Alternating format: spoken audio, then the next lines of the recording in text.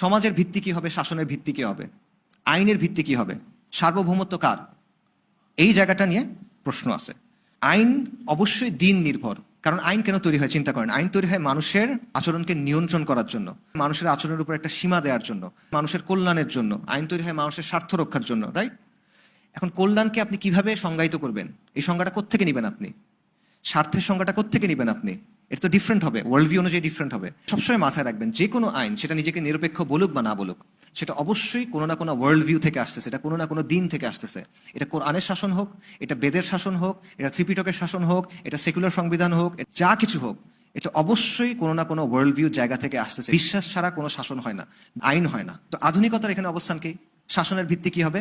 মানুষ, মানুষের চিন্তা চেতনা, মানুষের বানানো তন্ত্রমন্ত্র, মানুষের বানানো বিভিন্ন মতবাদ। আর ইসলামের জায়গা থেকে বিধানদাতাকে আল্লাহ, সার্বভৌমকে আল্লাহ, শাসনের ভিত্তিকে